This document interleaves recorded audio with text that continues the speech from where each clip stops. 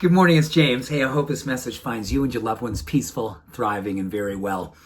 You know, it's always my intention when we meet every morning, which I can't even tell you how much it means to me that we have this community experience. You move me every day. When you show up, when you leave comments, when you share from your heart what's moving in you and through you and as you these days. And I think more than anything, what I've been feeling over this last several months is our willingness to really be that much more open about the challenges we're facing, the vulnerability in which we open ourselves up to, and just trust that this is a safe place to be who we are. Thank you for your courage. Thank you for showing up the way you do. It's an honor to serve alongside of you. In a couple of days, it's been now about 2 weeks since we did this message where I talked about over the pandemic when sitting more, doing more Zooms, doing more meetings online, finishing your normal work day and then like having dinner and then looking over your kitchen table and going, there's my computer. I think I'll do just a few more emails. I'll just work another 30 minutes. And its relationship to mental health challenges, particularly depression and anxiety disorder, and really affecting us at a very deep level since this pandemic. We have been working more than ever and sitting more than ever. So I thought today it would be really fun to give you an antidote or permission or encouragement. You don't need permission, but maybe just need a little encouragement to reconsider your workday if possible. And I know this is not for everyone, but if you're an entrepreneur or you have some flexibility or you're just one of those people who says, you know what, I can make this work. I've never done it before, but I'm going to share this information with the people I work with and maybe collectively we can change the culture and how we work. This is a study that came out of the Melbourne Institute of Applied Economic Research. Boom.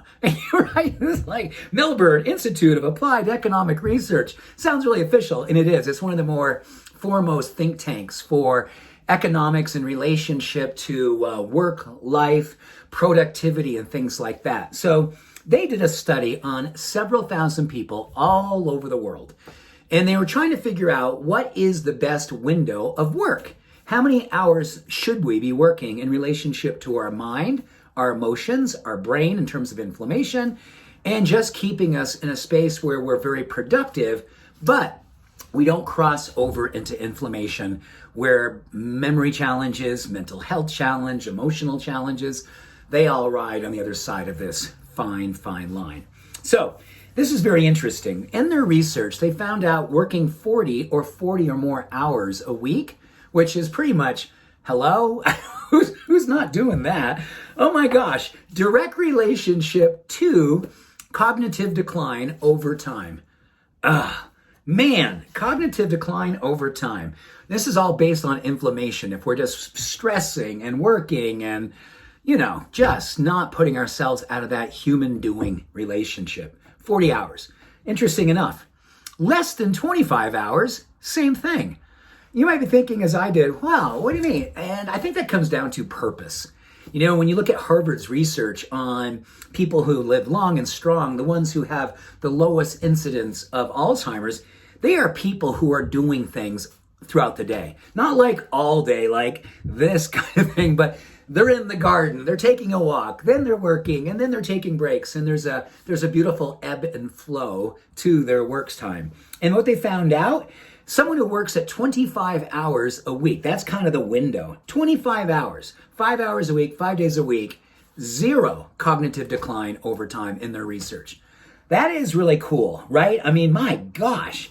And what this really brings up for me personally is that there's been a lot of research that's been done on how we can do block time, where we commit to doing 45 minutes or an hour and 15 minutes and then taking a full half an hour away. And if you do that throughout the day, you're going to get 5 hours of unbelievably awesome creativity and productivity and no brain inflammation. And you're going to out-create and out-produce the person who's working at 40 hours a week. Think about that. And interesting enough, they found out that when we work less than that, and they define work, it could be working in the traditional sense at a computer or at your job doing manual labor or lifting stuff or moving stuff or driving a truck or whatever kind of work you do, all of that kind of work, that stuff when you're really engaged. But also for people who are more in that retirement space, They said it's equally important to spend 5 hours a day doing something with intention. Anything. In particular, doing something outdoors with intention gave you that much more of a benefit cognitively in helping to fight cognitive decline. So work less, think more, or work just the right amount and think awesome, produce awesome, create awesome. How awesome is that? This is really interesting, and I think as we move into preparing ourselves for the coming new year, let us think about how we can channel our intention, channel our purpose, and do what we believe we can do, or what we know is absolutely necessary to create that space in between the human doing and the human being. As human beings, we thrive, so we can be awesome human doings. So with that, I wish you well and courage with this one, right? I think we need courage with this one to trust and do what this research tells us. Much love and every blessing. Have an awesome day. Bye for now.